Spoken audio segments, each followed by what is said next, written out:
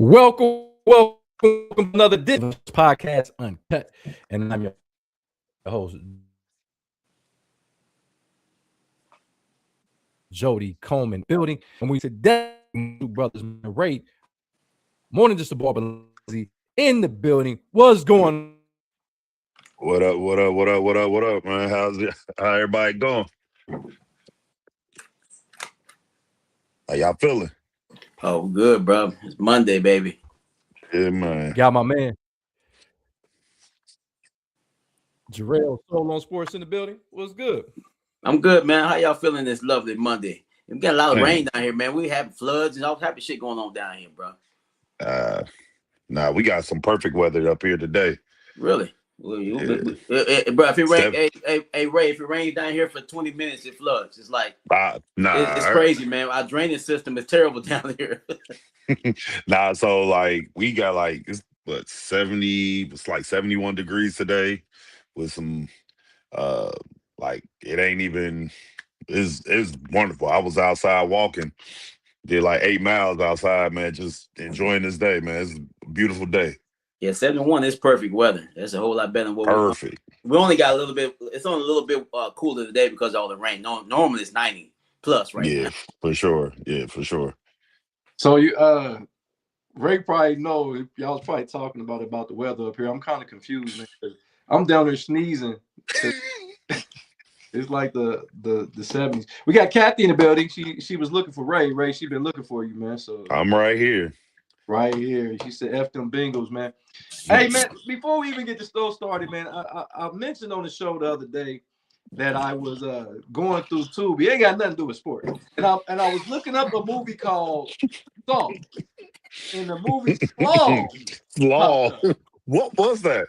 It was a movie. Listen to the dialogue, right? Listen to the dialogue. It was supposed to be like Saw, but they were killing people with their mother's coleslaw recipe. I swear to God, I can't make this up. I can't make it up, man. I see you posted in the group. I was like, hold on, I missed the show, so I'm like, maybe it's something I missed completely. I got one more for you guys. I swear to God. So I've been on this Denzel Washington kick, right? Yeah. So I was like, well, I think Tubi had Training Day on it.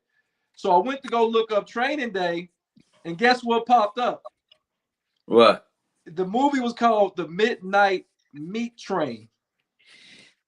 This is Tubi or is it Pornhub? Hey, so it was a real movie. Guess who was the leader? The lead person on it. Bradley Cooper. I mean Riley Cooper, whatever name is. What's the dude that was a Hangover? Oh, really? Yeah. Mm-hmm. It's called the what now? It's called The Midnight Meat Train. So I did some research on it. I did my own independent. No. I did my own independent research. Oh. The movie literally made $83,000. I'm serious. The movie made $83,000, and this movie came out in 2008. What was it about? I guess it was supposed to be Bradley Cooper was like this photographer. He was photographing people in the subway. Okay. It was supposed to be a horror. It's supposed to be horror. What's the meat got to do with it? I didn't watch it. I thought when you said you was doing your own research, I thought that was the route you was gonna go. Maybe they were gonna denounce our friendship. Maybe they were in the meat packing district. I don't know. It might have been. I don't know, but that ain't got everybody ain't got nothing to do with sports.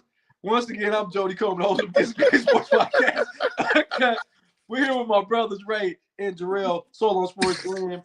We want to give a big shout out though to everybody, man. Like for real, man. Our last 3 shows have all been over $1 million. We did a $1.1 million, then we did 2.4 million, and then the last show we did a cool $1 million. So it's all this love and support, man. I know a lot of times you can't watch it immediately. You can always go back and watch it. But on top of that, I want to also shout out our sponsor for the show, Michael Wright, attorney at law, man. If you're getting any wrongful death, personal injuries, workman comp situations in any of the 50 states in America, just call Mike. For real, that's the slogan. Call Mike, 937-222-7477. So we got that out the way, man. Sorry about that, guys. I had to get that out the way. So, but let's get into Midnight Meat Train. That's crazy. I'm dead serious. Y'all think I'm playing? That's wild. No, I don't. Y'all think I'm playing? No, I don't think you playing, but I ain't about to do my own research to find out if you for real or not. Hey, Ray, do your own. Don't Google it because you might get something you ain't looking for. But so I was thinking, man, because sometimes I might want to get out there and work again. I was thinking about being a stripper, and my name would be the Midnight Meat Train. Hey, that's not bad. That's not a bad. No. That's a terrible name. That is a terrible name. So don't post on that BS. I got my own stripper name. My stripper name would be Chocolate Drizzle. Yeah, I drizzle chocolate all over the ladies. That's my stripper name. Not chocolate. As you can say, I've been giving this some thought. This is not something I just came up with. Hey, have y'all seen gas prices, bro? Come on. You're more caramel. Hey, Ray. Hey, chocolate comes in all different colors, baby.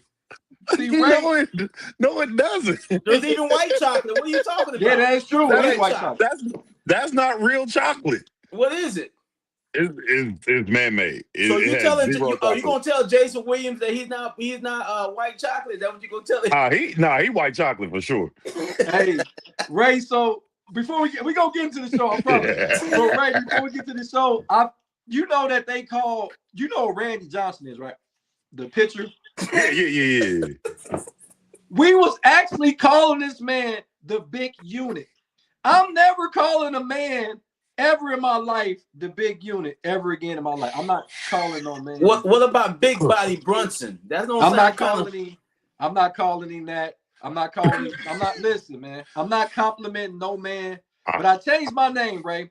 So my name is Jody, the big unit Coleman, the host of Against the Grain. Yeah, all right. I'm just gonna call you Jody.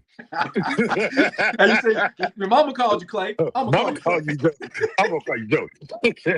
All right, man. Let's get right into it, though, man. Congratulations, big, humongous shout out to the New York Knicks fans. They've been suffering for 53 years. Our man Jay Kane, the chef. He's on the show. Josh Alford, my son Jody, he's a Knicks fan. DJ Ty, Supreme, my man Kendall Lee. Those are guys that I know for a fact are Knicks fans. But big shout out, 2026 NBA champion Mike Brown deserves a lot of credit for what he did. The organization deserves a lot of credit for bringing Cat over, getting rid of Randall, because I don't think they could have did it with Randall. I'm going to let you go, Ray, man. What did you think about the New York Knicks, man, breaking that 53-year drought and winning a championship for the Knicks? It was time. Again, we've seen a lot of parity over the last 8 years in the NBA. 8 different champions, 8 different finals MVPs. It's definitely, I think it's good for the NBA. A lot of people are saying that it's not, which I don't agree with that, but to each his own. I thought it was time for the Knicks. They needed to have that. one of my things was I was telling people at the shop, I'm like, the Knicks are gonna win the championship. I said it's America's 250th anniversary. Nothing says NBA like or basketball like New York, Madison Square Garden. It was time. Like, the Spurs will be back. The Spurs are a young team. They're gonna be back. I remember I picked them 2 years ago that they was gonna be that team to beat, and they definitely stepped up and made it where it's going to be tough for anybody to compete with the Spurs. So shout out to the Spurs, but man, shout out to the Knicks, man. They did their thing. Yeah, for sure, man. Gerard, I think he was crying tears of joy, like no joke, man. But I think he deserves it. So, what do you think about this? The New York the Knicks. 53-year drought. They win it, and they win it the way that they wanted to do it. To be, nobody wanted Jalen Brunson in New York. Go back and watch the film. No, when they signed Jalen Brunson, every Knicks fan was going, "Who is this guy? Why we get this guy?" Yeah. Everybody thought that the Knicks lost the cat trade when they traded for Julius Randle. They remember they were just talking about Mikal Bridges. They gave up $1 million picks to get Mikal Bridges. And they thought they overpaid Anunoby. So what do you think about the Knicks finally putting everything together in 2026 and becoming the champion? Very likable team. They don't have any superstars on their roster. They kind of remind me of that Chauncey Billups Pistons team. They're just gritty, tough. Of course, Brunson's the best player on this roster. But every move that they've made, it's been questioned. Like, Brunson, Mike Brown, you getting all those picks up for Miguel for Bridges? What are y'all doing? But it all worked out. It's obvious we don't know. I mean, most people don't know what they're talking about. They put it all together. They won the championship, man. I'm happy for them. Easy team to root for. There don't seem like any egos on the roster. They just go play basketball. Brunson, maybe because he was a little help in Game 5, but they still won the game and they got a championship. They're good for another 53 years. They got them one, man. So Brunson's the man in New York moving forward. Hold on. They did get help. De'Aaron Fox was the secret double agent. What are you talking about? He was a straight double agent. Real quick, man, before we get to, so I give my take on this. RIP to Alden Smith, former edge rusher for the Cowboys and 49ers, a few teams that he played. I believe he played for the Raiders too. Played his college football for Missouri. He passed away at the age of 36. So our condolences goes out to the Smith family and friends. He died very young. He had some suspensions in his league, but the guy was able to overcome those. I believe he had a season. He had like 19 sacks in one season, man. So our thoughts and prayers go out to the Smith family. Yes, sir. Kathy said my nickname should be Jody He-Man Coleman. I like that one. My man Jamario Nelson, man, from C-Dub. That's my little bro right there, man. He can hoop too. He said, I think they gambled. Their gambles paid off. He said, what's up to the fellas? And see, he said, now it's my Atlanta Hawks turn. He's an Atlanta Hawks fan. He's an Atlanta Falcon fan. I believe he probably a Braves fan as well. Kathy said, yeah, but they turned New York City into a bomb out city. It's crazy. My thing on this situation, man, like both of you guys just said, man, it was long overdue. It seemed like every gamble that they made paid off. It was, remember they brought in Jose Alvarado. That hit. That paid dividends. Mike Brown, I really questioned Mike Brown. I think everybody questioned Mike Brown. So I questioned Mike Brown after Game 3 against Atlanta. Like, oh, what? You know what I'm saying? Like, because I thought that Tibbs, I didn't think a first-year head coach with an organization could win a championship, and I thought Tibbs had finally got him to that point. A lot of people are saying Tibbs is the Mark Jackson to New York as he was to Golden State. But that's another conversation. Sure. But my thing is, man, I think that the Cat move, I mean, I remember a lot of people's like, I kept saying both teams are going to win in this trade. They're like, no, man, Cat's soft and he's zesty and we like soft Cat. We all do like soft Cat. But Cat did just enough. It was like everybody on the team did just enough. They style. We got to Mike Brown unlocked Cat. So he made it where the ball went through him. Sometimes you gotta unlock the cat. So sometimes you just gotta unlock the cat, man. Because sometimes the cat be so tight, you gotta unlock the cat. I know that nigga had 2 points in Game 5. but we can laugh about him having 50 points, but he still made Wemby think in the times he was on the court. Like he disrupted Wemby on the few minutes he was out there. And you see Wemby only had 18 in that game, I believe, maybe 20. But let's talk a little 19. bit about talk a little bit. We talked about the Knicks and we congratulating the Knicks, and I got some further follow-up questions with that. But Ray, I'm gonna go to you with San Antonio. You may mention that they'll be back, and it's easy to say a team with that kind of talent will be back, but we got to address the elephant in the room. So, Ray, De'Aaron Fox, Gotta go.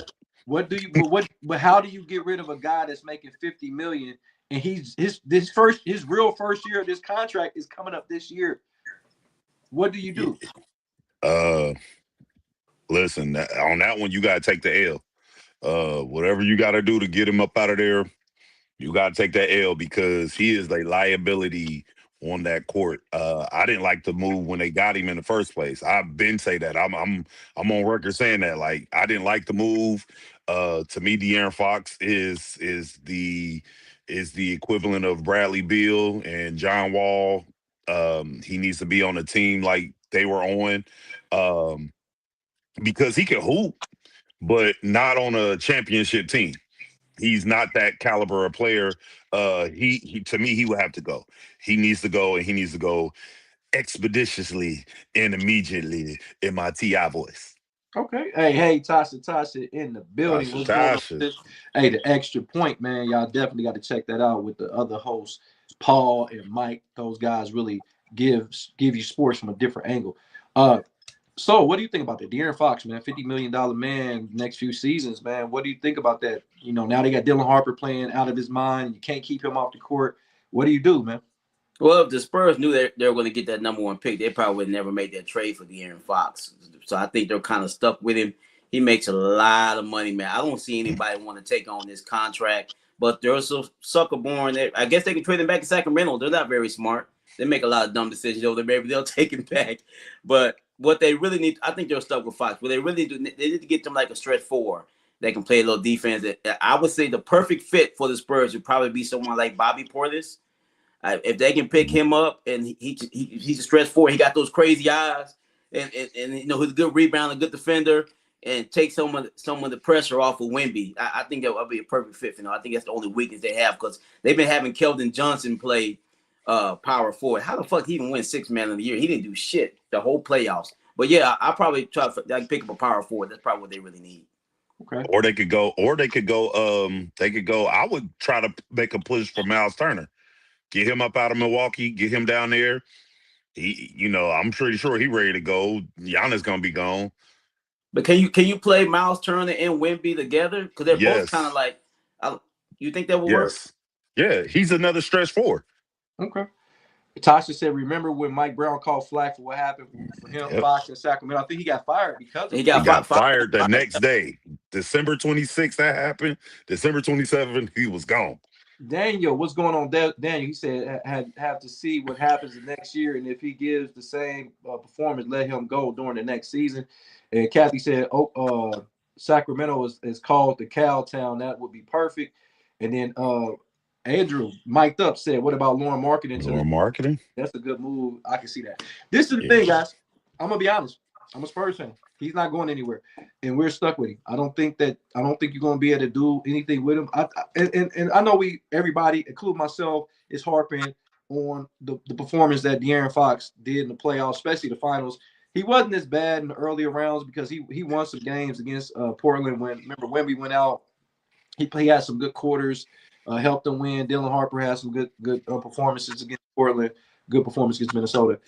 I think that, man, we forget that De'Aaron Fox this is his first real run in the playoffs. He had that one playoff series that he played against Golden State a few years ago in Sacramento. He lost. So, I mean, he's only, 28 years old?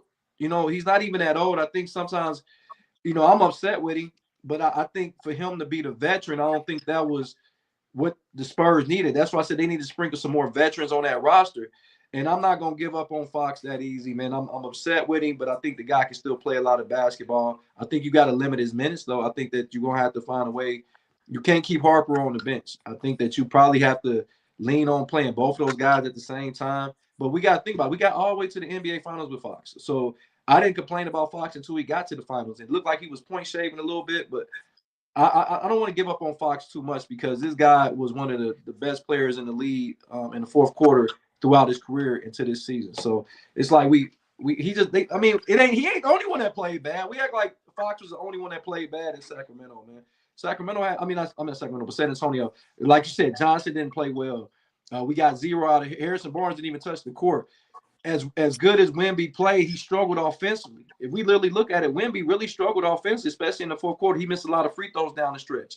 So Dylan Harper, even though Dylan Harper played well, he had some games. He was 5 for 18 too. So I mean, it was everybody. What we ain't talking about Castle only having 4 points in that game. You see what I'm saying? Like Castle didn't hit, but the last shot when he got the tip dunk at the end. So it's like it's easy to pile on Fox because he did some bonehead plays, but he wasn't the only one that gave it up for the Spurs. Go ahead. But this is the thing. How much money is he making compared to everybody else on that team?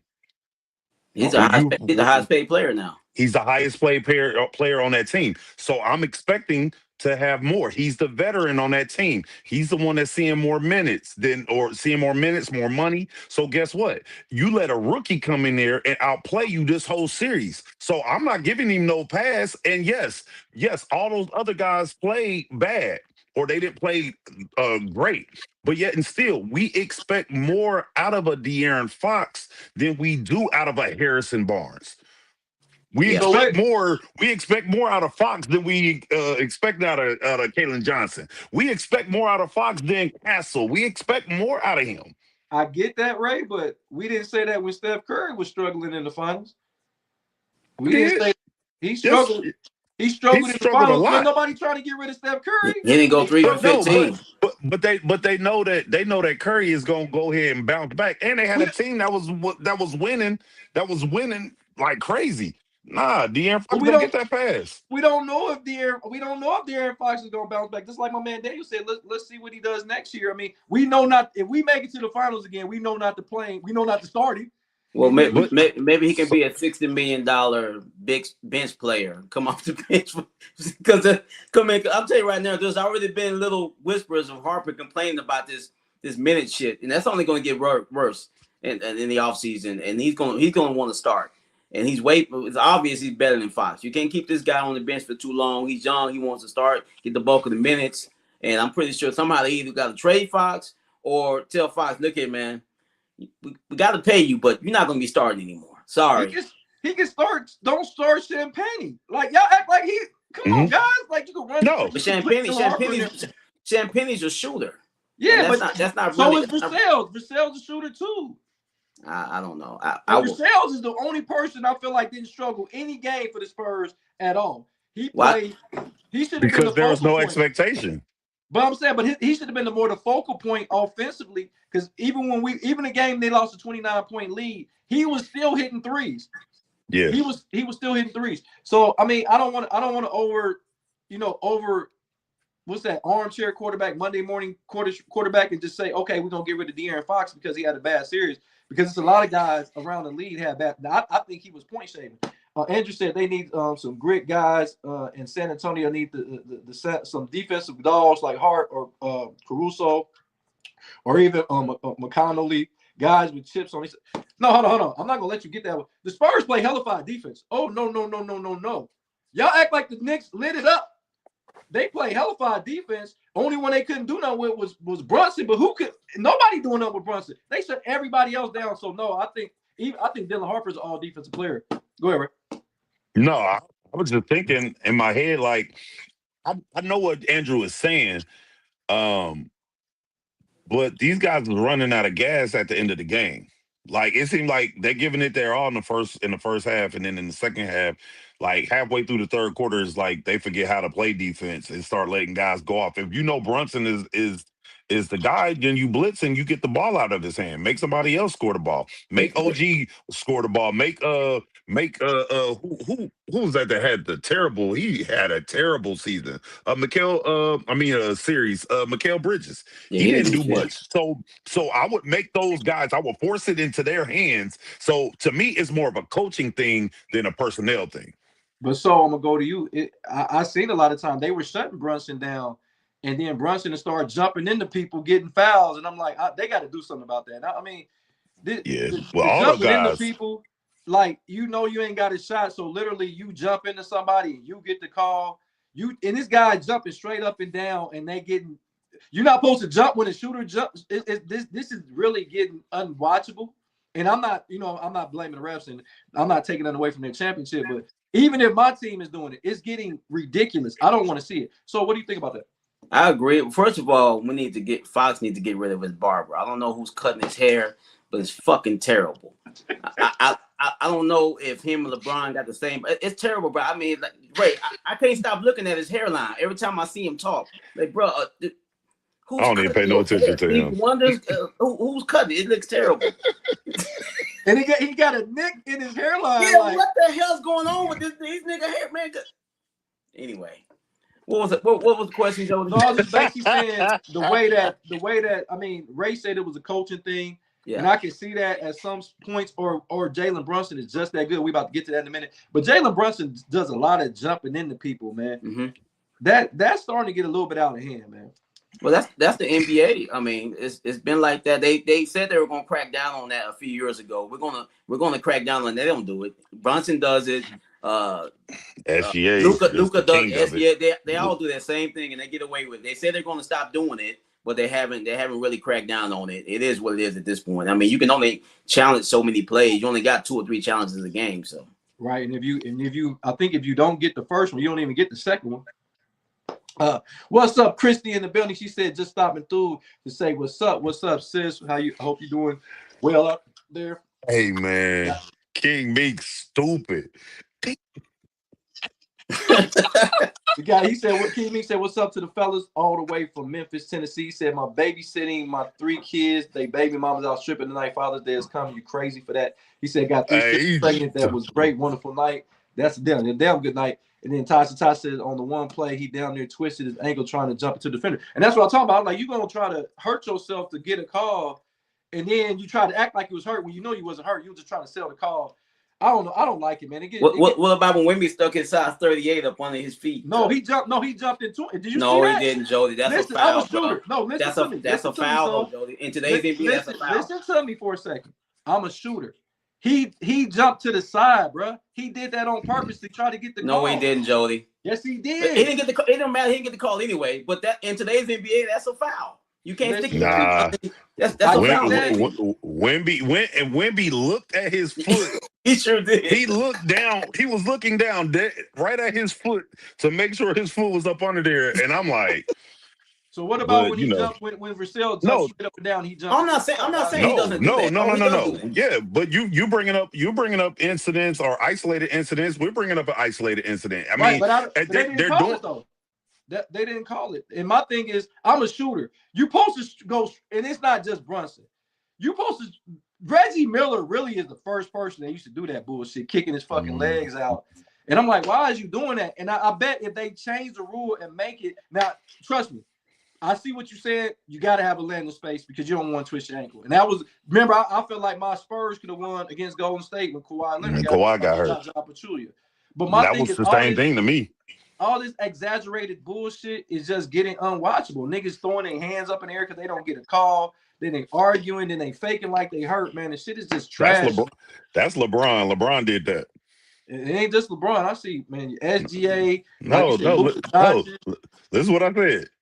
LeBron, when you're the face of the NBA, and the face of the NBA is doing that, it gives license for everybody to do it. If you're a star, you're expected to get that call. And LeBron will fake and act like he was on the ground hurt and peeking like, did they see it? Did they see it? You know what I'm saying? Stuff like that. Like when you introduce that BS into the game, this is the result. It's trash, right? Daniel said the Spurs are going back but they do need another element to their game as a whole because they're young and they do have the talent. They just need something extra. I just think they need to play. I just think they need to play together, and I think they need another backup goddamn center. That's what they need to do. They need an actual backup center because we know Wemby can't play those. That's what he can't play them. He can't play them type of minutes, man. He's not built for that. I don't think he ever will be built to play 40+ minutes a game. So we got to get a backup center. But now let's go back over the Knicks. Jalen Brunson, Solo Sports. I'm going to go to you first. Oh no, is Jalen Brunson now the best New York Knick ever? No, he's not. Me and my son had this conversation. He's climbing a ladder because he just won a championship for the first time in forever. But I believe Walt Frazier won too. He did. Yeah. So, and I mean, I know Pat Ewing never won a championship, but he spent too many years there, blood, sweat, and tears to say he's better than Pat Ewing already. I'm gonna say no, he's not. He's not better. He's not the best Knick ever. Not yet. You saying no? Okay. Ray, do you think that Jalen Brunson, after just 4 seasons with the Knicks, is the best Knick that ever put on a uniform? Absolutely not. He hasn't been there long enough. He got people like Walt Clyde Frazier, Bernard King, Patrick Ewing. He still got those guys ahead of him because they played a lot of years in that Knick uniform. He has some potential though. He keep playing the way he's doing, the way he is. He'll be there, but not right now. I'm gonna put it like this. Tasha said, "Fuck no." Kathy said, "Just like all the other soccer players, they can't handle the heat in the USA." No, he's not the best, and I'm not because Tasha calls me a ring. I'm a ring watcher, but only reason I don't put him, it's just 4 years is just not enough time to be crowned. But I ain't gonna lie, I put him over Bernard King because Bernard King didn't play for the Knicks that long either. I do put him over here. I put him third all time. I still got Walt Clyde Frazier as the number 1 Knick of all time. I got Patrick Ewing at 2, and I do have Brunson at 4. Because because you talking about other guys, you got Dave DeBusschere, you got John Starks. He's better than those guys. Let's keep it real. Brunson is better than those guys. No, those guys were not. This guy literally dropped like 45 points, and the rest of the team had 49. I mean, and we threw every defensive player. We was putting the water boy on this dude, and we couldn't do nothing with him. So my thing is, I say he's third all time, but if he doesn't have to win another championship, but we got to understand this guy's been a 26-point-a-game scorer, 28-point-a-game scorer, 24-point-a-game scorer, Finals MVP, 3-time All-NBA, 3-time All-Star. But let me read some numbers for Walt Clyde Frazier. Right, he's a 2-time champion, 7-time All-Star, 6-time All-NBA, 7-time All-Defensive. He played 10 seasons because I didn't realize he played for the Cleveland Cavaliers his last few years in the league. He averaged 19.3 points a game, 6.3 assists, and 6.1 rebounds, and he also averaged 2 steals a game. Now, Pat Ewing, we know his majority of his career was with the Knicks, but he also played with the Sonics and the Magic. He did. That shit did not look right. Hey, I ain't gonna lie, that Magic year, I was like, what is he? The Sonic year. I think the Sonic year was worse than the Magic year. I don't know. It probably was for sure. Right. Pat Ewing's 11-time All-Star, 7-time All-NBA, 3-time All-Defensive player. He played 15 seasons for the Knicks. He averaged 22.8 points per game, 10.4 rebounds, and 2.7 blocks. We know what he did with the Knicks. The Knicks they were horrible. That's why they got the number 1 pick with the frozen envelope. So y'all want to talk about the Spurs, but we ain't talking about the frozen envelope that the lottery all of a sudden he just went to the first one on top and said, "Oh, the Knicks.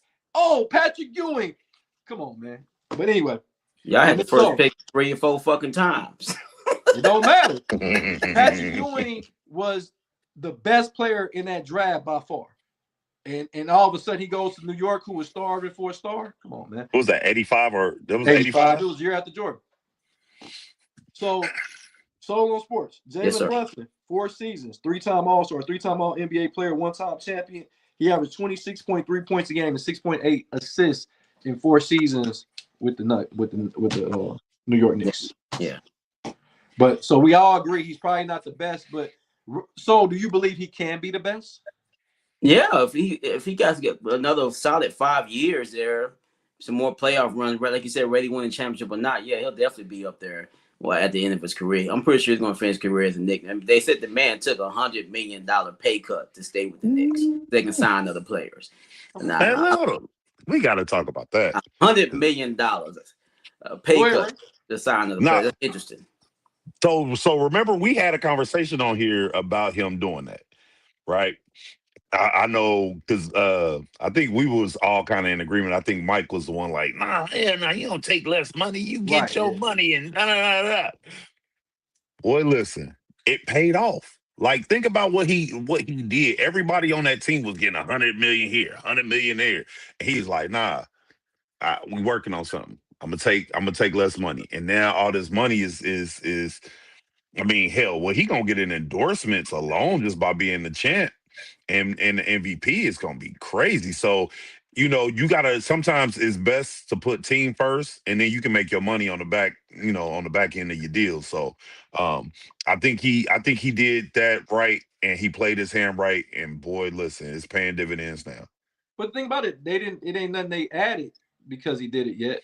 Now they got the potential of doing it because remember they traded the cat for Randall was even swap. They traded Mikal Bridges for all those picks. So maybe OG. Maybe they signed OG. Nah, maybe they had OG first. No, they signed him to a big deal though. He got a big contract. Yeah, he got him, Bridges, and somebody else all got their money in the same year. Yeah, they got their money first. So, but anyway, I mean, it like Soul said, it's going to benefit in the long run. That gives them another opportunity. Maybe if they don't want to keep Cat, maybe now that Cat's a champion, maybe they can move on from Cat. He done already won them a championship. Now they can possibly get another max player over there. I don't think they need another max player. I think that they need to run it back with what they got. Maybe, you know, sprinkle in some people on the bench that help them out because I think some of those guys on the bench like Shyamalan and guys like that probably won't be with the Knicks next year. They had their little run. They're going to go try to get their little free agency on and get them a new team because I know a lot of those guys are on one-year deals. But nevertheless, man, I think that the Knicks are in good position. I think the NBA has really good teams going into next year with the Knicks, Oklahoma City, Spurs, of course. You got Boston to be back completely healthy, so that's going to be an interesting matchup. And you know the only team that can beat the fucking Knicks is the goddamn Pacers. They beat them 2 years in a row. And now it's ironic. The Pacers ain't in the playoffs and the Knicks win the championship. And I don't know. They're the same. They changed their roster up too, so I don't know if they're even going to be the same team from a few years. I think Halliburton is the Knick killer. I mean, I'm just saying. I mean, the reality is they should have beat Indiana last year, but Halliburton said, "Nah, hold my beer." But real quick before we get to the NBA draft, Soul on Sports. Yes, sir. So we just said, is he the best Knick ever? But we talking about current basketball. Do you put Jalen Brunson in your top 10, or perhaps even the top 5 in the NBA right now? Definitely not top 5. Oof. Damn. If he's 10 in the top 10, he's probably 10. So okay, let's do what we normally do, Ray. Let's do what we normally do. So we know SGA, we can agree SGA is in that top 10, right? Yeah. Okay, we all in agreement on that one. We can agree that the Joker is one of the top 10 too, right? Absolutely. We can agree that Wemby's top 10. Yes. Absolutely. Top 5. So sure. we got 3 down. We got 3 down. We got 7 spots to go. He beat all the Knicks. No, I'm so. A healthy Jason Tatum. Is Jason Tatum in the top 2? Healthy Jason Tatum? Yes, to me he is. Yeah. So yes. Okay, that's 4.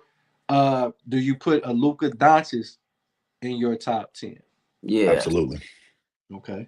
So that's 5. Fat Luther or skinny Luther? I mean Luther. The one that just led the NBA in scoring, that one. The one that didn't play in the playoffs, that one? Okay. So let's do this, Ray. Is Cunningham better than Brunson?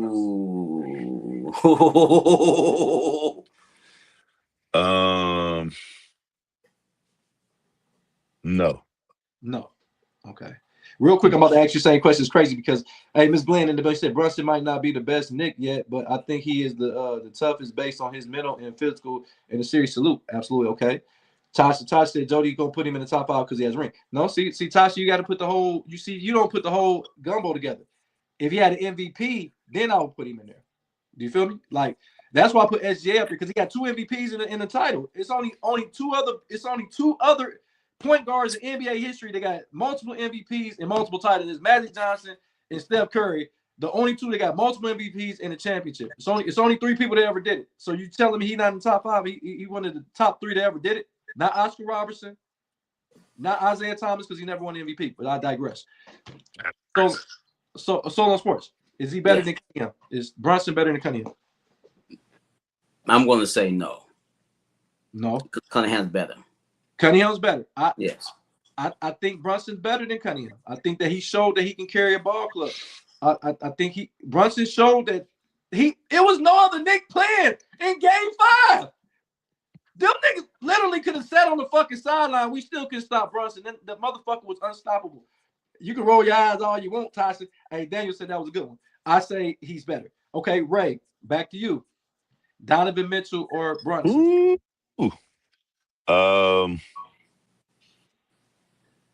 Before this playoff series, I would have probably said that Mitchell was better. Brunson showed that he's mentally locked in when it comes to that. So no, Donovan Mitchell is not better than Brunson. So Brunson's better than Mitchell. I can agree. Brunson is definitely, and he's more definitely. We see that he's more big time than Mitchell. If Mitchell can get that playoffs together, we'll work on that. I'm gonna go back to you, so Embiid, Joel Embiid. No, he's gonna play his 20 games a season. So no, I'm going Brunson. If he let's say let's say he's healthy. That nigga never healthy. What the fuck does that mean? I'm going Brunson. Yeah. You go Brunson. Okay, Ray. Because of your best ability is availability. I'm going with Brunson and his weak hairline. I'm gonna go Brunson as well. I like Embiid. Even if Embiid is healthy, I wouldn't necessarily put him better than him because Embiid is a superstar player when he's healthy. But the thing about it is, even with him at his highest level and being healthy, he still can't get his team over the hump. So the closest he got, he had Ben Simmons on his team. Ray, what's wrong with Brunson's hairline, Ray? What's wrong with his hairline? Yeah. I think he better let it go. Hey, he gonna be like Snoop Doggy Dogg. Let it go. I'm gonna go back to you on that. Kawhi Leonard or Jalen Brunson? Kawhi? Yep. Ooh. Damn. Nah, he's not better than Kawhi. Okay. So I had to be a prisoner of the moment, but I'm gonna pick Brunson over Kawhi Leonard. Kawhi he's a really good player. His health is really an issue for me. He been healthy the last 2 years though. And they ain't made the playoffs. He did make the playoffs. They got rid of them. They got rid of all them players, bro. I don't think that's on Kawhi. And he's wrapped up in the middle of a scandal right now. Kawhi is better than goddamn Brunson. What scandal was Kawhi locked up in? You know the situation with they paid him some money with the salary cap thing. Yeah. They still talking about that. I got Kawhi over Brunson because what Brunson did is the same thing Kawhi just did with Toronto with an even weaker roster. He did it with a weaker roster, bro. Go look at that. His second best player was Kyle Lowry, thick ass, out there looking like Deebo Samuel. Brunson's is more impressive because of his statue. How is it more impressive? Toronto ain't never nobody in a million years with. At least the Knicks has some pride. Is basketball maker. Who the fuck thought that Toronto was gonna ever win? I'm saying his is more impressive because of his height. Because of his height. But Brunson is about 6'2". Yeah, that's a babe. That's a infant. But he's 5 foot. He's 5 feet in head, and then the rest of his body is. You gave me head. Wait, what? Hey, Ray, is it me or Brunson's braids been the same length for the last 3 years? Are they the same length or they have grown? Nah, they're actually growing. They're actually growing. Go back and look at those pictures. Look like this. Well, hold on, ain't Steph Curry and Brunson the same height? Yo, Curry's like 6'3", 6'4", I think. Right. He's about 6'2", 6'3" on a good day. So I'm thinking Steph Curry and Brunson the same goddamn size. Yeah, they don't look like it. Hey, he look like mini me out there on that court, bro. Steph Curry don't look solid either. No, he doesn't. But it looks worse with Brunson, man, because he got this big Megamind head, and then he got this little old body. He looked like what's the little bobbleheads? Like he looked like a real live action version of a bobblehead. So Ray, you don't think he thick as fuck? Next question. All right. Tyson said he got 5 foot of hair. Sounds.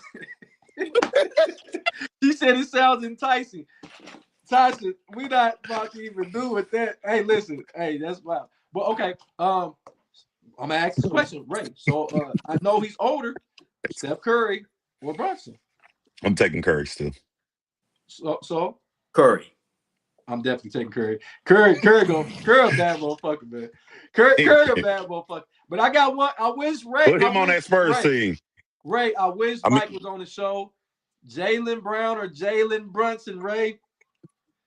Damn. I'm taking Brunson. I'm taking Brunson.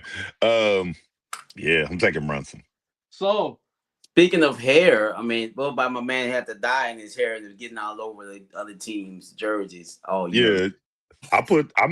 He rubbed against mine and I just made it into some letters. He ain't even that old to have that shit. But go ahead.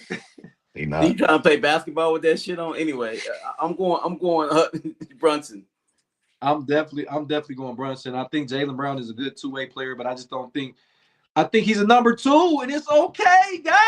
It's okay. Hey, because Jody, this I wanted to say this so bad, but I had been out the loop, so I didn't want to ruffle no feathers. I should have though. We saw what happened when Tatum goes out the game. They can't win. It just happens. I don't know what to tell you. He goes out and they start losing again. Hey, Jody, he could be a number 1 when they trade his ass to Milwaukee because Giannis is going over the Boston. They ain't winning shit. But I'm gonna say, okay, speaking of Milwaukee, Giannis or Brunson, so. And another guy that can't stay healthy of late. I'm still going Giannis though. Right? Damn. I'm going Giannis. Giannis means more to a franchise than Brunson does. I'm gonna say Giannis too, because he just did it a couple years the same thing. Brunson, he carried the fucking team. His second best player was Holiday. No, Chris Middleton at the time. If you want to, I think Holiday was meant more, but I get what you're saying. True. Bobby Portis. Nigga, you just said Bobby Portis' name twice. You don't mention him about as many times. He wasn't even there yet. He wasn't even there yet, was he? He was on that team, I think. Yeah, he was. He was on. Okay. He's been on there for a long time. Remember, he came out of Arkansas. I got so I don't know, guys. I'm gonna ask one more. Ray, this is my last one. I know some other players I probably missed, but I'm gonna ask just one more. KD or Brunson? So Ray. Brunson. And I'm gonna tell you why. Brunson is a leader. He's a winner.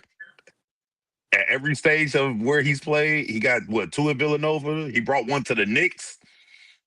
Without a super team, I'm taking Brunson. He didn't do it in Dallas though. Yeah, they was on the come up. Sorry. It's all right. On the come up. I'm happy for Brunson. So KD or Brunson? Brunson. KD needs to focus on putting that blue grease in his hair and brushing that shit. Yeah, I'm definitely going Brunson over KD. Well, I'm gonna go Brunson at this juncture of his career. I think overall KD is better than him. For sure. But right now, he's 37 years old. No. Last one. Soul Sports. Devin Booker or Brunson? Brunson. Ray? I said that quick. You said Devin Booker? Yeah.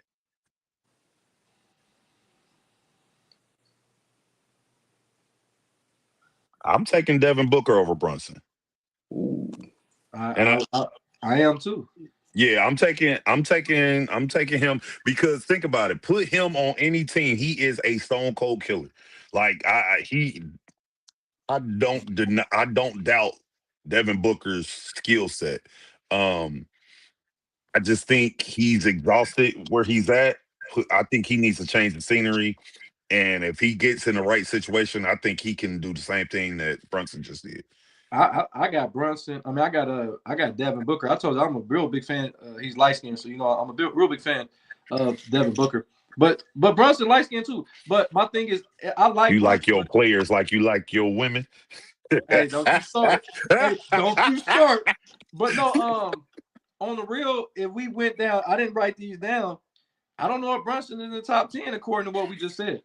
No. And it's a lot of people that I didn't even mention that I didn't get into it with some of the other guys that are all-stars that I just didn't say because I'm just going off the top of my dome.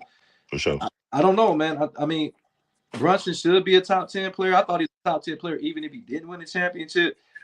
I think he's that good. I don't know, man. It's interesting. Tasha said Brunson over KD. What she said, no KD slander allowed. He's 37. Tasha, it's not that. I don't understand. The dude is 37 years old. And guess what? Y'all just said the best ability is availability. Was KD available in the playoffs this year? No. And mentally, he ain't never available. I think mentally he be checked out before he get there. I think he be ready to, go back home and play on Twitter and have his mom make his favorite meal. Hold on. Because I know he still live at home with his mama. Hold on, wait. I cannot get out this segment. I got one more for you, Ray. Anthony Edwards or Brunson? Ooh, that's a good one.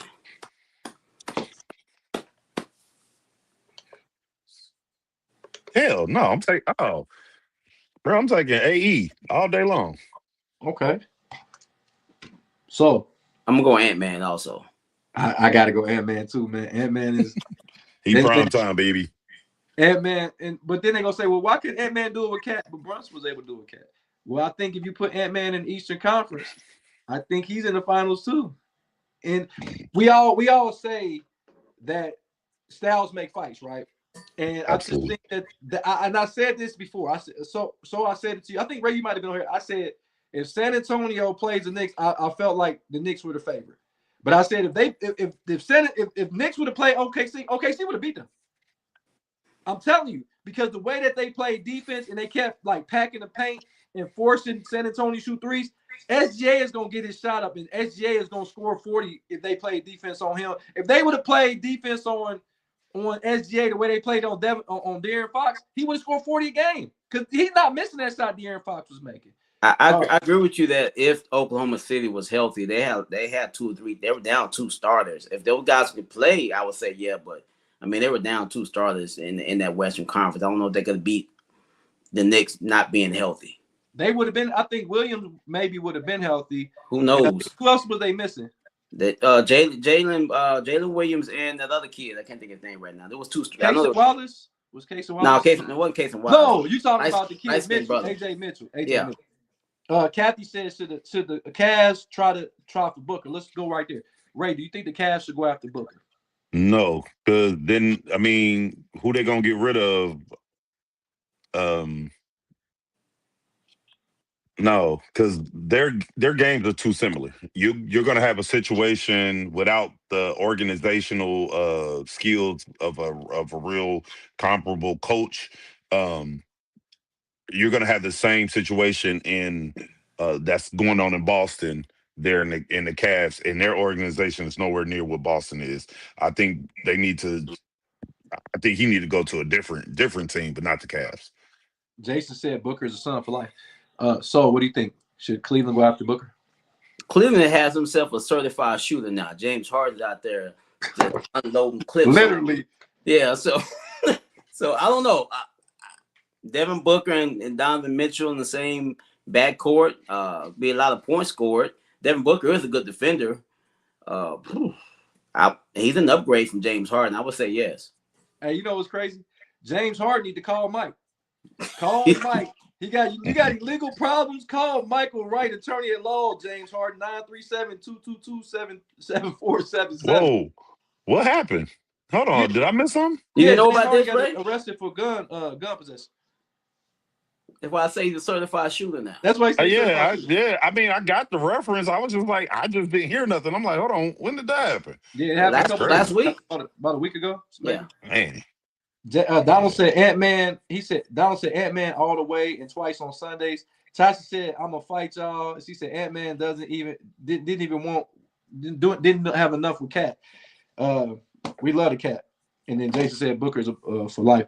I don't think the Cavs should perhaps go after him, but I do think Booker if he stays in Phoenix, I think they should make a deal and try to bring Giannis. If you team Giannis up with Booker in Phoenix, I think that will be a nice matchup there. I don't even know if they got anything to give him. That's the problem. I don't even know if they got something to give him. But no, not Cleveland. I can see him maybe going to Minnesota. If Booker went to Minnesota and take some pressure off Ant-Man, and both of those guys can handle the ball. I think both of them are ball dominant, but I do believe that both of them know how to play without the basketball. But this offseason is going to be really interesting, man, because people seeing the Knicks win the championship. I'm not trying to be funny to my Knicks fan, but when you see the Knicks win the championship, anybody like niggas Sacramento like, well, nigga, we might have a chance. Nah, I don't know We about up that. next. But think about it. Think about it again. The last 8 years, we had 8 different champions, and some of them we hadn't seen in 40 plus years. Like the Milwaukee Bucks hadn't won it since the 60s, 70s. 74. Yeah, I think they won it right after the Knicks, Yeah. or in between one of the Knicks' championships. Was it 76? Right? It might have been 76. I don't know. One of them. So yeah, but my thing with that is like everybody's like, yeah, we can definitely win this. It's up to, boom. We're going from Toronto. Toronto ain't never won one. To the Lakers, they known for winning them. Then was it It was Golden Milwaukee? State. You got Boston. Yeah, Denver. like so all of these teams is winning. But a lot of them who ain't never won one or had won one in a very long time. It's kind of one of those things you got to be like, yeah, we can win one, but y'all got to make the right moves, get the right coaching there. Let's keep it real though, fellas. And so out of the 8 teams that won, majority of them was not with the player that they drafted. The Lakers didn't draft LeBron. Toronto didn't draft Kawhi Leonard. You see, the New York Knicks didn't draft Brunson. Yeah, trades. It's a lot of trades and guys going into their second free agency contracts on teams that won championships as outside of Boston and Golden State. Those are 2 of the most homegrown teams that we've seen win a championship. In Denver, of course, those are some of the homegrown teams. And I think Milwaukee, but you got to think Drew Holiday was a trade. So, some of the key pieces on these teams were a lot of trades. So I don't know, man. I think it all to me stems to, so if you can get a star. If you can get a superstar and the superstar, all the stars align, no pun intended. Like Brunson knew that was his team, bro. Like he could take any shot he wanted. He's shooting 30 shots a game, bro. You said the Lakers. LeBron won a championship with the Lakers. Yeah, he did. Don't even start that shit. What year was this? The bubble year. You know what we talking 2020. about. Oh, that Mickey Mouse shit. Oh, yeah. I guarantee you, somebody else would have won that championship.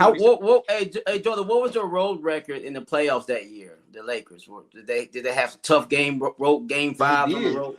They did. Everybody did. They had the same schedule that everybody else had. Everybody, they got up that morning and said, "I'll meet you downstairs, sucker." Yeah, we're going.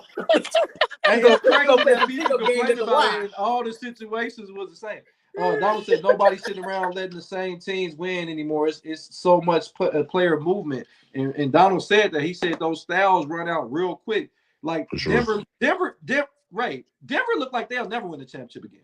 Not trying to be funny. They look really, really not the bad team, but it's like if they go against a Spurs team or they go against Oklahoma City, they dead in the water. But you know what I'm looking at with Denver? It looks like once Jokic gets in the playoffs, he looks disinterested. Oh, y'all. So tell me what go ahead. I'm gonna step away. I know he just want to play with his horses and all that stuff, but wait. He want to play with his horse. Hey, he lost. Hey, he lost the game and went to the Kentucky Derby the next day. Like I don't know. To me, it just seems like he's very disinterested. He won his MVPs. He won his championship. He ready to go back to Serbia now that the wars then ended. So tell me what I said. I don't know if he was here because he's been dogging the Joker out even during the playoffs and saying he wasn't the man. Everyone said he was overrated. Did you say he was overrated? I didn't say he was overrated. I said this is what I said. He's been in the league 9 years, right?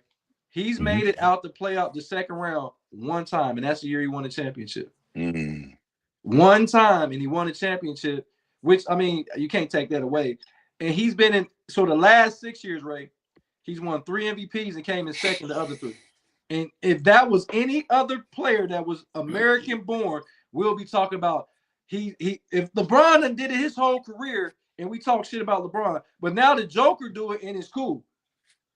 Yeah. I think the Nuggets need to trade Jamal Murray. I think it's time for him to kick rocks. They can trade him somewhere else. Maybe they can trade him for the dick. All NBA player, wow. So he's an all NBA player. Whoa. Rewind that tape back. What'd you just say? He was an all NBA player this year. Go look it up. Jamal Murray. No. So I want to know what Soldier said. Trading for who? They can trade him to Toronto for the dick. That's all. I'll trade him.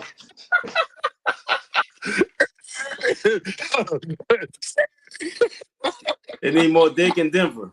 Yo, the dick was loose in Denver, man. I don't know what the fuck. Whoa, wait a minute. What's happening? Ray, it was. Yeah, I'm cool. Y'all got it. Real quick, man, before we get to our NFL, we got the NBA draft is about a week away. We know that it's some great players in this draft. We know that the Washington Wizards have the number 1 pick. Utah has the 2nd pick. Ray, if you're the Washington Wizards, who do you take at number 1? Washington Wizards. I mean, the best player probably on the board would be AJ DeBonza, but looking at who they got on that roster, if they're planning on keeping, no, I'm going AJ DeBonza. I ain't even gonna psychoanalyze that. Go with him. You got Anthony LeBrow. You got him over there. He probably won't be there long. I'm waiting for them to go ahead and move him from somewhere else. I think he's having more fun with his new TV show than he is trying to play basketball again. So I'm going AJ DeBonza for sure. Hey, Ray, Kathy said y'all need to stop dicking around. Can't stop, won't stop. Hey, but real quick, Donald said, "What's wrong with kicking it after you lose? You know it's only basketball. My advice: never be live, burn, never short your family and enjoy life. You never know when it can end." So, okay. So what? That wasn't the point. My point about bringing what's name up and him going to the what's name. It seemed like he was content with losing. It doesn't seem like he's interested in basketball like he once was. And after he won that championship, to me, he seemed like that fire went out. Ray, this is my thing. I think he's interested in basketball, Ray. I just don't think he's as good as we like. He's a. And I'm gonna say this, and I'm not trying to hear me out. He's a stat stuffer because he's doing the same shit that Russell Westbrook did. And guess what? We put him. He put him to the fucking cross when Russell Westbrook was doing the same thing. He's more efficient than Westbrook ever was. I get it, but Westbrook was still taking the team. He took a dumb Washington Wizard team to the playoffs. Do y'all remember that? Yeah, he took the Wizard team to the playoffs. He took OKC after KD was gone, Serge Ibaka was gone, James Harden was gone, and he still was taking them to the playoffs every year. But the Joker won the chip. Basically, the same thing, the same shit that the Joker doing. Nah, I would say the Joker is he's in the MVP race every single year. With arguments on this show, he should have won it the years he didn't win. So no, I don't like that. He had an argument to win it this year. I didn't say Westbrook was better than the Joker. I said that Westbrook was doing the same damn things as the Joker, but it was okay for the Joker to do it. And then when he lose, nobody gives any pushback. And that goes back to me saying about European players. I know you love Dirk. Dirk played 20 years and had 1 championship, and that was great. That was a great career for him. But guess what? If LeBron or they questioning a lot of players if they only had 1 championship or no championship, but Dirk gets no pushback from anybody on his career. Well, Dirk's never considered the best player in the NBA ever. Like he LeBron. was MVP. Yes, he was. No, let me finish, Joe. I'm saying is they never said when they said, "Oh, the best player they ever played," they never bring up Dirk. They bring up LeBron and Michael and Kobe. If those guys only had 1 championship, there would be a big difference. But not somebody like Dirk. He's content with that 1 championship. But they get on KD, and KD got 2 chips. And they talk about KD like a dog. KD's thin-skinned. He need to stop doing that. I get what you, but let's hear what I'm saying. It's like his career is not fulfilled, but Dirk's is. That's all I'm saying. It seems like European players. It's like European players, if they do what the Joker did or the Dirk did, or even what Luka Doncic is doing, they're okay with that. I think KD gets a lot of flack because he's been on, seems like 5 teams the last so many years. I think that's why he gets a lot of flack, because he bounced around so much. Seems like he's never happy where he is. Okay. But back to the draft. If you're the Wizards, who you take with the first pick, sir? It's already set in stone. One of my conspiracy theories that Utah's going to get the first pick, because they were going to have that AJ kid there. They paid for him to play in Utah. I figured he'd be a Utah Jazz. But it's already set up. I think Peterson's going to go 1. I think AJ is going to go 2 to Utah. Yeah, remember I told you, I said Peterson, I don't know if it's anything about it. I just think Peterson has only worked out with the Washington Wizards. Have y'all seen that? Yeah, he said he's not talking to any other teams. He said he's not going. And I think Peterson is the best player for the Washington organization, because I think they can't go wrong with either one of those guys. They can't go wrong with Caleb Williams. They can't go wrong with a lot of guys with that number 1 pick. But I think that Peterson, I think he held back a lot this year. I think he was saying that he had cramps, only playing a certain amount of minutes. I think he held back what he really could do. And I think he goes there with a Trae Young, with Anthony Davis, like Ray said. And I think you got a team that can literally make the playoffs in their year 1. So I like Peterson going number 1 as well. Ray, real quick, give me somebody in this draft that you that may not be flashy but could be a nice lottery pick. Who do you like, man?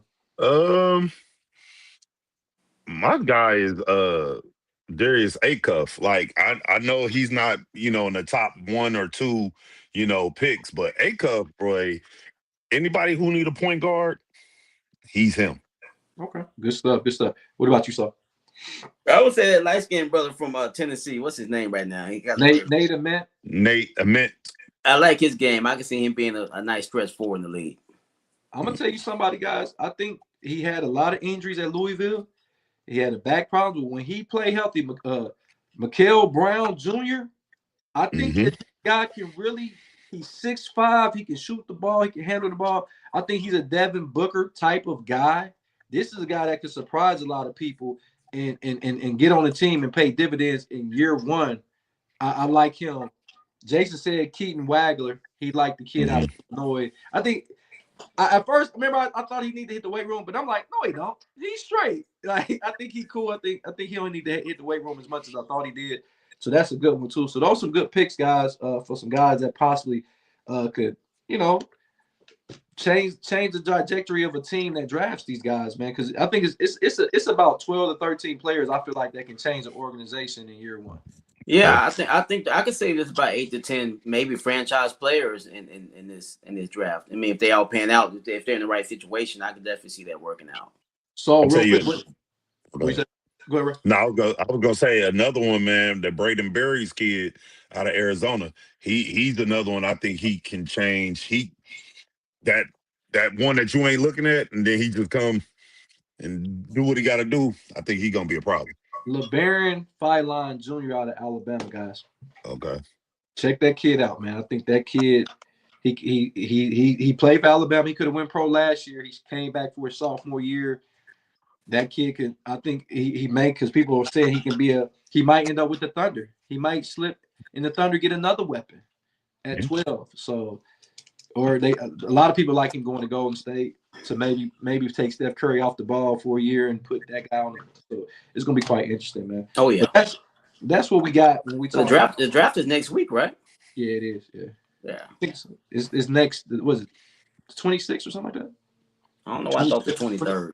I think why is the NBA draft 2 days now? That I don't see the point of that. They should make it all that one day. I don't know why it's 2 days now. And then why they trying to do what the NFL is doing. And then they're not the NFL at all. Jason said Kelvin Murray, 0.2. Yeah, I can see that. And then Donald said, watch the Bulls draft me. They're like, Donald Coleman with the Bulls got them a new coach today. Yeah, they got Thiago Splinter. Yeah. Yep. But guys, I knew he was gonna get a job. Let's change gears real quick. We're gonna talk NFL for a moment if we could. So NFL is brought to you by our sponsor, Michael Wright, attorney at law. If you got any personal injuries, anything legally with any legality that y'all need in any of the 50 states, man, just call Mike, man. That's his motto. Just call Mike. Call him at 937-222-7477. 222. And guess what? You can call him anywhere in the 50 states. It don't matter. He'll take care of you. So NFL news, man. And Ray, we've been talking a lot about the NFL. We've seen that it's been a lot of moves. What was the most intriguing move this offseason? You know, Myles Garrett or AJ Brown, or what was some of the most intriguing? Aaron Rodgers coming back. What was the most intriguing storyline that you have seen this year thus far? I know the most shocking was the Myles Garrett trade. But the biggest move for me, and it's going to sound like it's a homer pick, but the Bengals going ahead and signing Sexy Dexy, getting Dexter Lawrence in the building to shore up that defensive line, I think to me is the most intriguing because that was a need that they had to have. They saw that that defense needed help. And, you know, Sheldon Rankins not walking back through that door. Hell, Geno Atkins ain't walking back through that door. Carlos Dunlap ain't walking back through that door. So these guys are trying to make a push to go ahead and satisfy Joe Burrow. And man, it's some other picks on that defense that's playing lights out in preseason. And their rookie, remember I said this, the old boy Cassius Howell from Texas A&M, he might be starting week 1 for the Bengals. I thought he should have been a first-round draft pick, man. That's crazy work. I don't know how I'm so glad he fell. I'm so glad he fell. So what do you think? What's the most intriguing story of this offseason thus far? I'm gonna have to go Kyler Murray going over to the Minnesota Vikings. It's a big opportunity for him. I know he's short, but it's still a big opportunity. He upgraded. He got a really good offensive-minded coach. I mean, Justin Jefferson, and got a nice tight end, Joey. I know you like that. Running game is nice. The defense is really good.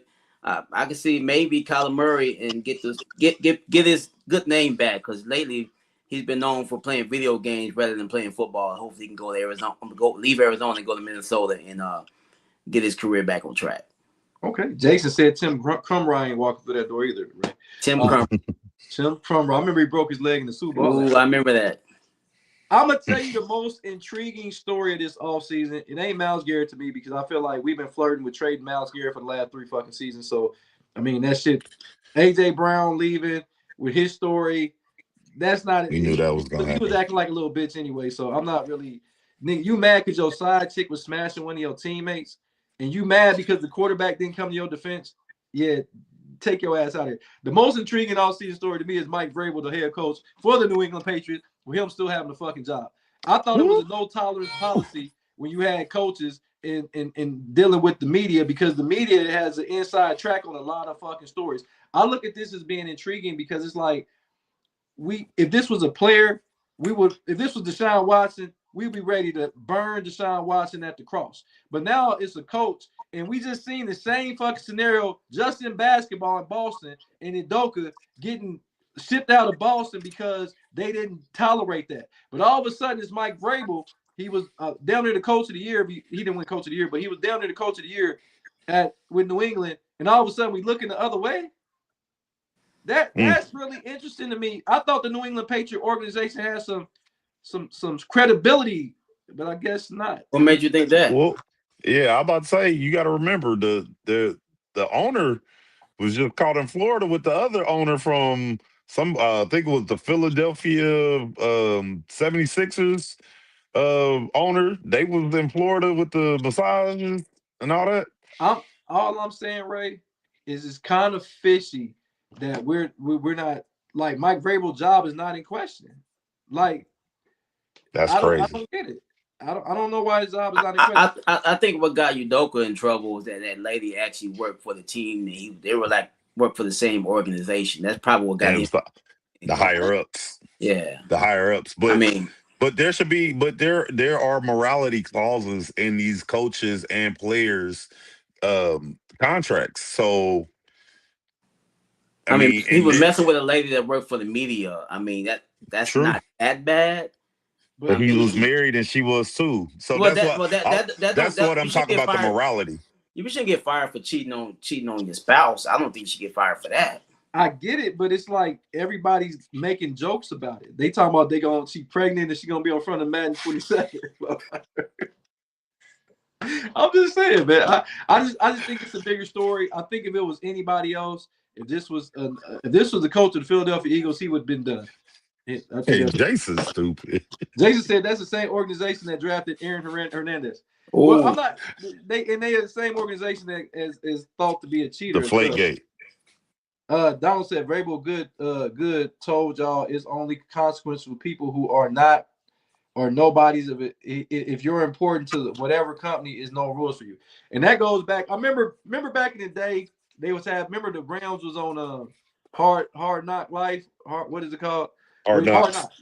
And remember that player snuck that girl in the room and he got cut. He got cut. And I'm like, they said, bring your playbook. He was just trying to get some pussy. And I'm like, but if that was Matthew Stafford, I don't think Matthew Stafford would have got cut. No. Heck nah. Aaron Donald. I don't think Aaron Donald would have got cut. That was the ask Jimmy Johnson. If Emmitt Smith falls asleep in practice, what you gonna do? Is I'm gonna wake his ass up. Right. He's not getting cut. It's unfortunate, but Donald is spot on with that. Donald been saying that. He said it's only consequences if you're not good. You know what I'm saying? If you're important to the organization, they're gonna fuck with you. But speaking of the Myles Garrett trade, I got a little game I would like to play. Would you guys like to play a game? Ray, and I'm gonna go down the list. I'm gonna go with you first. Is Myles Garrett better than JJ Watt?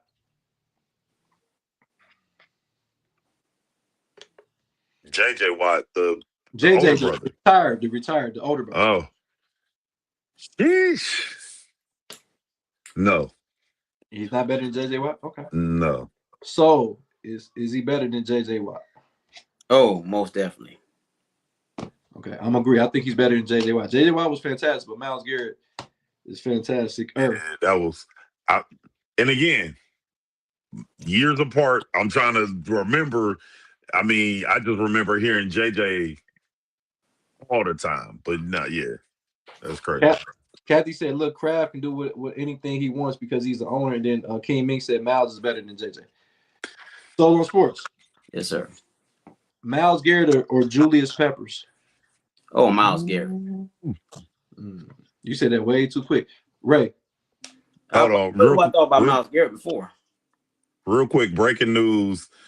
Texas Tech quarterback Brendan Sorsby plans to enter the NFL supplemental draft amid legal dispute over the NCAA eligibility. They told that son, you ain't playing. That's some bullshit. We talked about that. Well, Ray, who That's you got? Crazy work. Julius Peppers or Myles Garrett? Myles Garrett. You got Myles Garrett. Listen, I love Myles Garrett, but Julius Peppers was different. That motherfucker was different. Julius Peppers was fucking different, man.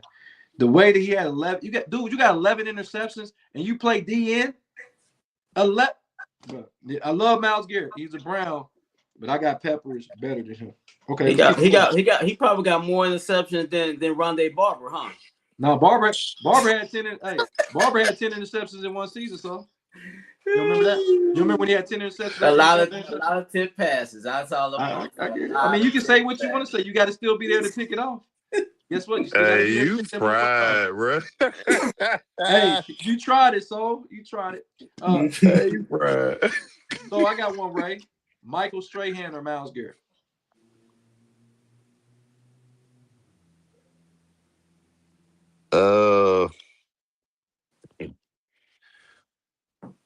I'm probably still go Myles Garrett, and Michael Strahan was a dog. Okay. So Myles Garrett or Michael Strahan? I'm going Myles Garrett also. This one is tough, but I'm gonna lean a little bit towards Myles Garrett on this one. I like Myles Garrett a little bit over. I think his athleticism.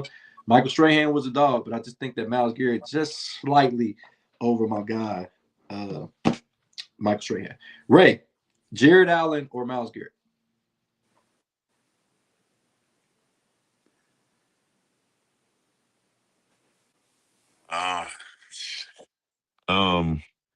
I'm probably still going Myles Garrett. Myles Garrett, I know, took an extra game to break, even Michael Strahan's record. But yeah, I think I'm still gonna go Garrett. Yeah. Okay. So Jared Allen or Myles Garrett? Myles Garrett easily. I wouldn't say easily, but yeah, I'm agree with you. I go Myles Garrett. Allen was his motor never stopped, man.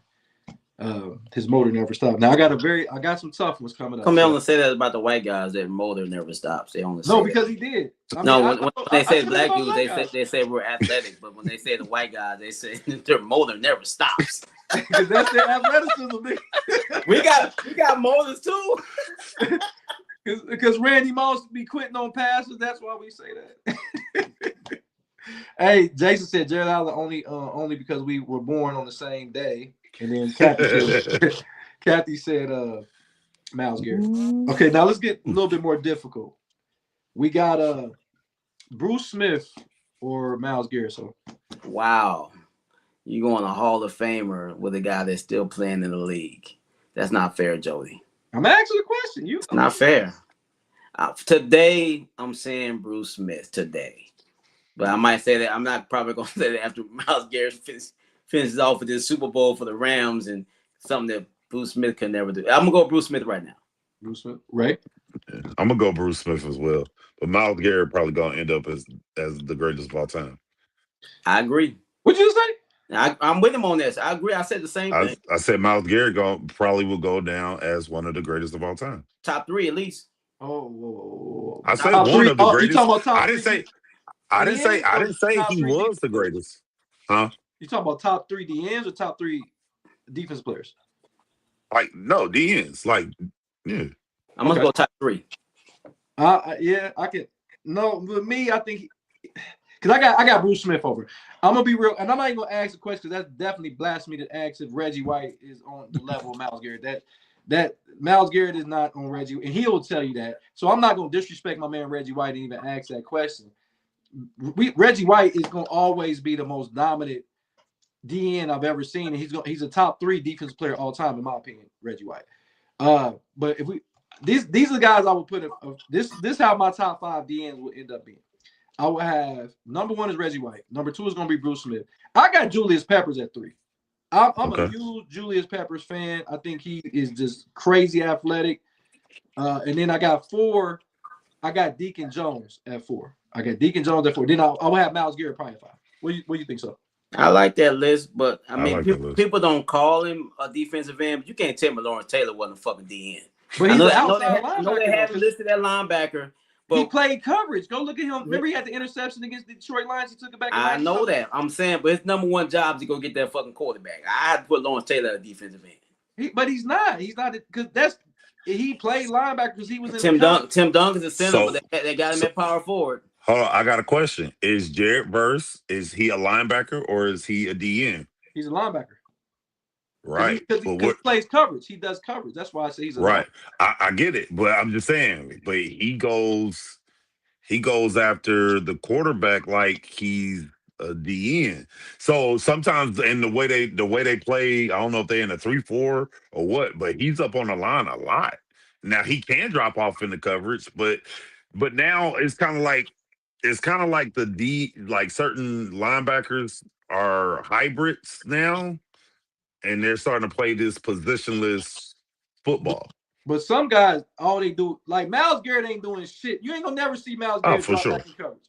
But you're gonna see Jared Verse sometimes even move to the middle linebacker. That's what he has the versatility. Lawrence Taylor sometimes played the middle linebacker. So like he didn't always play the edge rusher. Go look at when he was with Carl Banks, sometimes he had to move around. When they had Harry Carson, they would move all those guys around. Lawrence Taylor was just not an edge rusher. Like he rushed the edge, don't get me wrong. But he led the league. How many times did he lead the league in sacks? I'm pretty sure he did that. I think he only led it once. The year he won the MVP, I think that's the only year he led the league in sacks. Look how many interceptions. If it's third and long, and if I get this stop, I'm gonna win the Super Bowl. I'm putting Lawrence Taylor on one side and Reggie White on the other. I'm not saying that. That's I'm putting cocaine. I'm putting cocaine on the sideline, and I'm go get him. They're gonna tell Michael Irvin, I need you to block Lawrence Taylor. That's it. And whoever get it, get a bowl. They get a bowl of sugar. So some names that was brought up. Kathy brought up Jack Youngblood that played Super Bowl with a broken leg. Jason said Charles Haley, Leslie O'Neal, Clay Matthews, Jim Jeffcoat. Leslie O'Neal, from the Chargers. Yeah, he go look at him on the stack. He should be a Hall of Famer for sure. You know, I'm thinking about the Leslie lady from Saturday Night Live. What's her sister's Oh name? shit.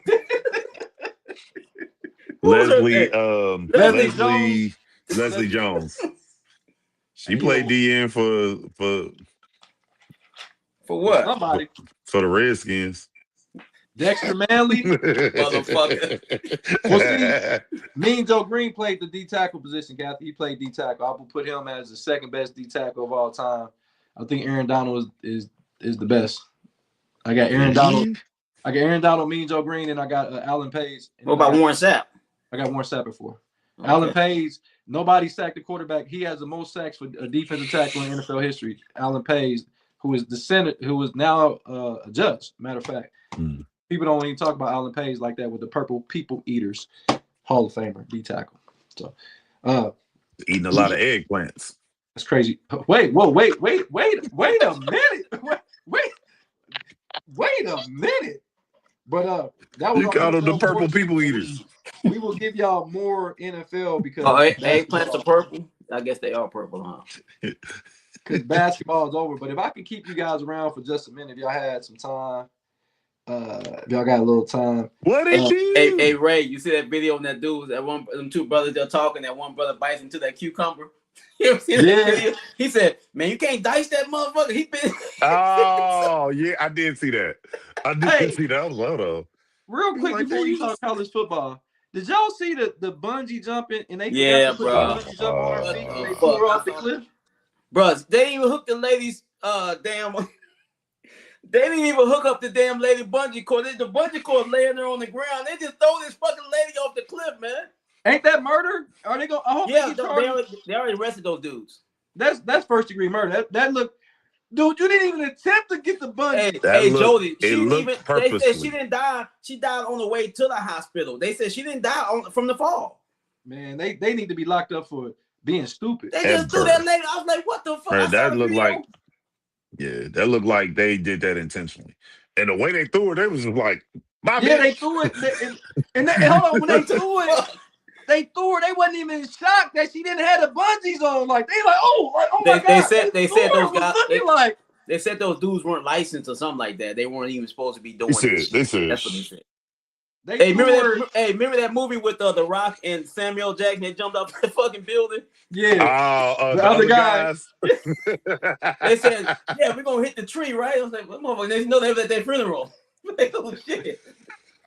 Hey, that's crazy. Real quick, while I got you here on college. Poor lady, man. He said they razor edged her. And her fiance was there too. He saw the whole thing, bro. That's crazy work, man. I hope it ain't no insurance policies that was brought out on her. He said, I ain't gonna tell them they ain't got the cord hooked up. I mean, what the fuck, man? Yeah, you didn't think that you went to bungee. That's the first goddamn thing I'm doing, and you hook me up. And make sure the other end hooked up too. Hold on, but this is my thing though. If I'm a person that's watching, she's not hooked up. Whoever was recording should be locked up too. Right, they said it. If you go back look at it, they said it after they already threw. They said, "Hey, she wasn't hooked up." Afterwards, I'm like, "Yeah, it's a little late now." Yeah, to me, didn't nobody look shocked enough for me. That's that part. That was. But Jody, what could they do? What jump off and try to go get her? Like there's a lot to that I mean, because they're on the end of a platform. If they make any sort of moves, they gone too. What I'm saying, Ray, if I knock your drink over, I'm like, oh shit, my fault, Ray. Right. They didn't even do that. They look very content with their decision they made. They made content like she literally had the bungee on and they was looking to see. They was looking down like, they was like, where did the extra rope come from? And no, that's that lady. But hold on. If I'm not mistaken, didn't she have the person that was in the back? Didn't they have like a cord attached to them? I don't know. I have to go back and see it again. I didn't remember seeing that big ass rope laying there and it wasn't connected to nothing. Hey, did y'all remember? You ever watch Martin? You So Crazy? And remember, he was like, when you dating the girl, he said they shoot. He be like, oh man, I dropped my hat. That's how I feel like they was with them. They threw over and they was just like, damn, I dropped my hat. Oh, fuck. Like it just, to me, if I see somebody, especially somebody I love, I'm on a date and I'm like, okay, babe, go ahead and you jump off, and I see I'm knocking everybody the fuck out. Yeah, like you said, Soul said the fiance of the 21-year-old girl was right there. He was standing there and saw the whole thing. Bro, I'm knocking everybody the fuck out. Listen, soon as they threw her, I'm kicking them. They going too. That's what I'm saying. Was it a 200-yard, 200 or 300-yard drop or something like that? It was a really long way, bro.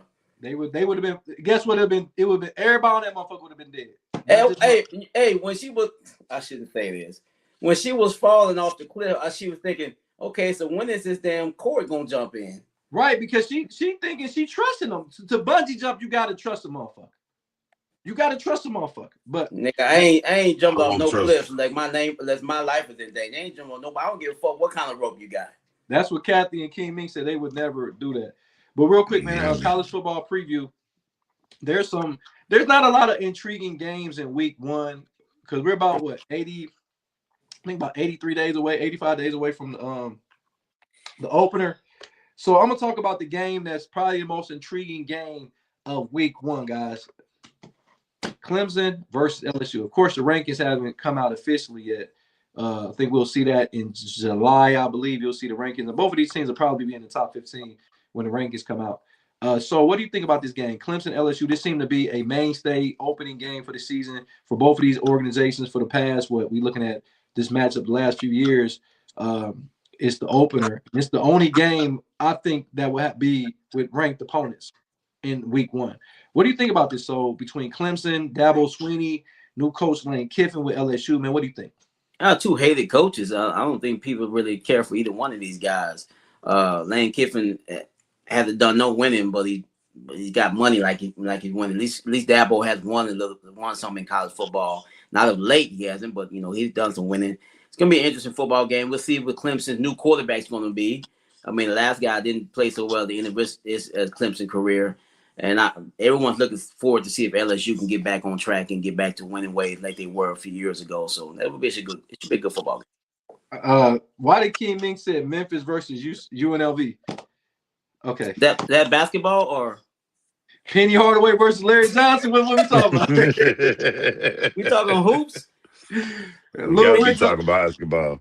Hey, you know that Donovan McNabb's son is a wide receiver. He just signed with UNLV. So that's not this year, right? That's next year, right? I thought he played this year. It might be next year. It might be next year. I just seen it today. Hey, he said, damn you guys. Hey, King mix him out. Ray, what do you think about this week 1 opener? I think this is probably going to be the only matchup of ranked opponents because I don't think anybody else will be ranked with both teams anyway. What do you think? I mean, it's gonna be a game to watch. I think most people is gonna be mostly intrigued by that is because of the controversy with was it Lane Kiffin or whatever the hell his name is. Yeah. With him going to a new team. That's the only thing that kind of makes this intriguing. Clemson has fell off a cliff a little bit. So I'm not impressed with this game, but if this is the only one that's worth talking about, week 1 outside of that Florida State and SMU, that might be kind of intriguing. But I think LSU probably get the best of Clemson anyway. But yeah, it'll be good. It'll be something to watch. That Florida State, you mentioned the Florida State and SMU. I don't think both of those teams will be ranked, though. I don't think. No. I was just saying that will probably be one of, because I think they moved that to a Monday night. Yeah, I think that's the Labor Day game. Yeah. But this one right here, I think this is going to be intriguing because I think Dabo's job is on the line this year, guys. I think that I don't think Dabo can go and not win the ACC. He got at least win 9 games He got to at least win 9 games, and I think he has to find a way to get back to the college football playoffs. You got 12 teams. Clemson was just one of the most juggernaut team just about 5 years ago. They were beating Alabama and Ohio State like it was child's play, and now they can't even beat SMU. So it's like, what are we doing? And they did beat SMU, so I don't want nobody to be like they did beat this, they beat. I'm just right. But I think he's playing. I think he's coaching for his coaching life, Ray. LSU, I think it's going to be a lot of pressure on Lane Kiffin for the amount of money that he had coming over. So, the statements he made about Ole Miss when he left, he has all those transfers.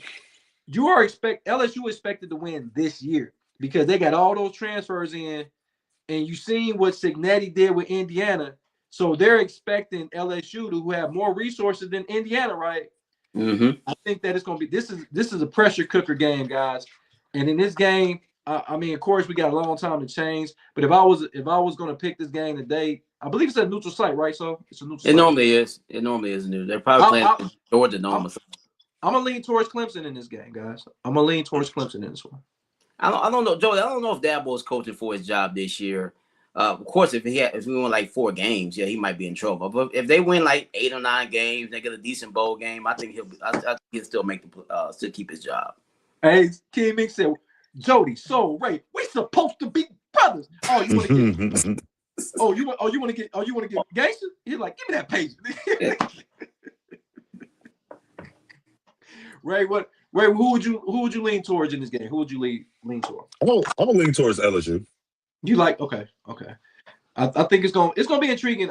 Only why I say Clemson, I think Clemson got more continuity coming in the gate. You know what I'm saying? They got a lot more returning players than LSU. LSU got a whole hell of a lot of transfer, and they got a transfer quarterback, right? Didn't they just get a transfer quarterback in there? LSU, yeah. They got the kid out of Arizona State, right? Yeah, I think so. Sam Levitz.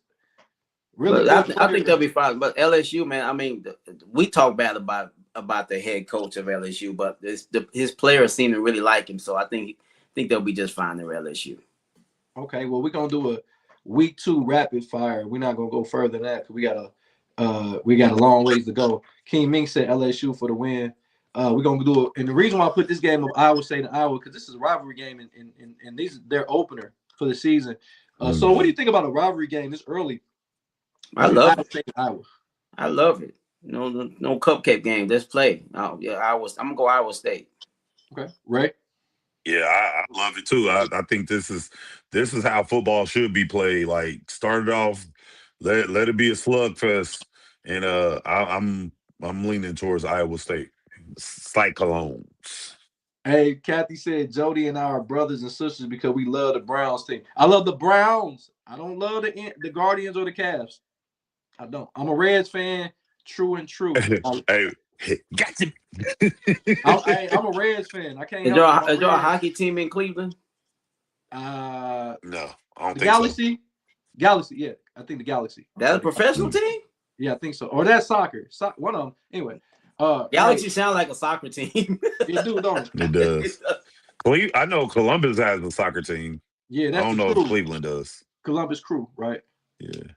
Wait, who you got between? Did you pick the game? Iowa State and Iowa. Yeah, I'd say Iowa State. Me and Sol say Iowa State. I got Iowa.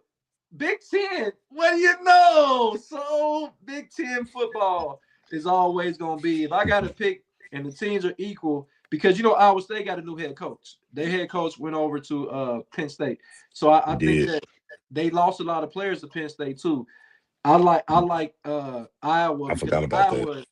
I don't care what it is; they know how to play defense. They best offensive players a punt half the goddamn time, but their defense have always been one of the better defense. So I would in the opener, the defenses are normally ahead of the offense in early season. That's going to benefit Iowa. So I like Iowa in that. I wish C.J. Stroud would have did that in playoffs, knowing that their best play is a punt. Because punt. God damn. Remember I thought New York's best play was a punt. I'm just saying. Kathy says she likes LSU and then she likes Iowa. So let's go. This one is a little bit more. This ain't a cupcake game, guys. Ray, we got what time is this on? What time is it? It's 8:00, isn't it? Yeah. 8:00 my time, 8:09, and soon it still suck, baby. Okay, I'll just make it sure. So, Ray, who you got between the Oklahoma Sooners and that team up north? I'm going Oklahoma. Why, Ray? Why? Cause you know what it is around her. We put our nuts on our neck around her. No. Fuck no. Your own nuts. No. Your own nuts. Oh. Or Yeah. Yeah. You put your nuts on your neck around here. I put nuts on neck, but okay. Did I say that out loud? yeah, you sure did. Yeah, I did say that. So who you got? Your team up north against Michigan. I'm never picking Choklahoma to win anything. I'm going to Wolverines all day. Oh bullshit. Oh bullshit. I got the Sooners. Do you remember last year the Sooners handled that team up north? They pretty much got the same team coming back. They got the same quarterback coming back. He's gonna be looking to. We keep talking about Arch Manning being the number one pick of the draft. He's like, hold on, not so fast. I want to be the number one quarterback in the draft. This is how he played very well against Michigan last year. I think he does the same thing. The Big House is a tough place to play, but I think their defense and their quarterback is going to get them by. And I'm still not sold on that quarterback Underwood. He's going to have to show me something. I don't think he's going to show it in game one. So I got Oklahoma. I'm pretty sure Michigan probably feel the same way. And they lost a lot of recruits for when Sharon Moore got fired. He was crying too. Sharon Moore was crying too. Y'all remember he was crying. He was doing the Tyrese cry. He was crying. What more do you want from me? Real quick, Kathy said, Jody, I was talking about the Buckeye. Oh, you're right. And she said she got Oklahoma as well. But last but not least, Solo Sports. Yes, you sir. had them Ohio State Buckeyes, who I think is really Texas daddy. I don't know, because we've been fighting with Georgia over custody of y'all. Mm-hmm. Right? We always seem to fight with Georgia because Georgia is always trying to take our lady and do stuff to her while we ain't looking. Oh, every night I got to prove my love. Ray, who you got? Ohio State going down to Texas. Hopefully we can be down there and go to the game, but let's do it. But yeah, I'm going OH. Ayo. Hey, I think I want to get down there. Yeah, I'm dead ass serious. I'm dead serious. I got free. I ain't working. You don't play hater. So on sports. Yes, sir. Who's your daddy? My dad's a deadbeat. I haven't seen him in 52 years, so it's gonna be a good game, fellas. We owe you an ass whooping from the last 3 times we played you guys, and there's no way you guys are leaving out. You know how the Spurs fans try to get revenge on the Knicks fans by beating them up down here. They try to do the same shit they did in New York. You guys are not leaving out of here with a victory in September. The Longhorns will win, and Ohio State will go back to Columbus 1-1. Okay. King Mink says, so you let Ray and Jody stay with you just to watch the game. We need to go to the game. I want to go to the game. If I go down there, we're going to Austin. We're gonna get let's find out what those tickets look like. And let's get an Airbnb. Like ASAP. Get an Airbnb down there too. Of course I'm going Ohio State. The reason I'm going Ohio State is not because I just like Ohio State. I'm gonna be real with you. So Texas has not displayed the ability to win a big time game in the last 3 to 4 years. Let's keep it all the way real. They haven't been able to beat Georgia when they lost to Georgia. They have lost to Georgia 3 straight times. I'm correct. They lost in the twice. I thought they lost last year too, right? Yeah, that's twice. I thought they lost twice in the regular season. They lost. No, I don't think we played in the regular season last year. Oh, we did once, yeah. Year before we lost in the championship game. So I think it's twice. So twice. It might be 3. I lose count. It might have been 3. But this is the good thing about Texas. If they lose this game, I can't see them not making the college football playoffs again. I don't think the NCAA will ever make that mistake to allow a team that was playing as well as Texas was playing and not allow them to get into the college football playoffs. And one of their losses was a road loss to the Ohio State Buckeyes. I don't think that they'll do that again, but they will have to figure it out because they won't go undefeated. I don't see Vince Young walking through that door, nor Cedric Benson or Lionel Sweed. So without those guys not walking through those doors, y'all not beating Ohio State Buckeyes, because I think Bo Jackson is gonna show y'all that this ain't the Bo Knowles. This is the new Bo Jackson. And I think Bo Jackson is going to be the key element in this game. He's going to be the key to Ohio State's success. And I think he rushed for about 105 yards and 1 touchdown. And he's going to catch about 3-4 passes. You make sure you tell your head coach that down here in Texas on the field, it's going to be about 115. So that hair dye he wears in his beard, he might want to leave that shit out. It's going to be dripping all over his damn polo before the game starts. Hey, that nigga gonna come. He gonna have a bald face. He gonna have a predator face. You don't trust nobody that don't have a beard. Like, have you ever seen somebody that don't have no hair on their face? I just don't trust them, man. Like, I don't even really trust LL Cool J. Hey man, LL Cool J is the GOAT. Of what? He was my favorite rapper growing up. LL Cool J was my favorite rapper. Say that. Okay. Yeah. Go to what? He created the term GOAT. He don't get credit for that. He ain't better than Rakim, my boy. Okay. I'm just saying. We want to compare albums. Rakim only got like 2 albums. Hey, just know I'm looking up the tickets now. We're gonna be paying $600 a piece for each ticket. Okay, no doubt. I ain't worried about it. But you said that what? You see, Rakim, LL had the ladies going crazy. That's why his album sold more than Rakim. Let's keep it real. Oh, you right about that. Yeah, it wasn't. Rakim is one of the top. Do y'all realize that Rakim and Jay-Z are the same age? Nah, I didn't know that. Did y'all know that? Yeah. You telling me Rakim still in his 50s? Yeah. Yeah, but you gotta think Jay-Z's first album, when he first dropped Reasonable Doubt, he was 27. Yeah, because that was 96, right? He dropped Reasonable Doubt. But yeah, that was just a little segment. Jason said Floyd Mayweather doesn't have a beard either. Jason, I don't trust him either. Hey, no, I'll say that for my final thought. Matter of fact, great show, guys, man. I just want to thank everybody out there once again, man. We had 3 shows that go over 1 million, man. It's also real what we're doing here with Against the Grain Sports, man, where we started from just a little mom and pops going live. All we was doing was going live, man. We didn't even have a pot to piss in or a window to throw it out of, man. But I just want to thank everybody that's a part of the show. That's of course the guys.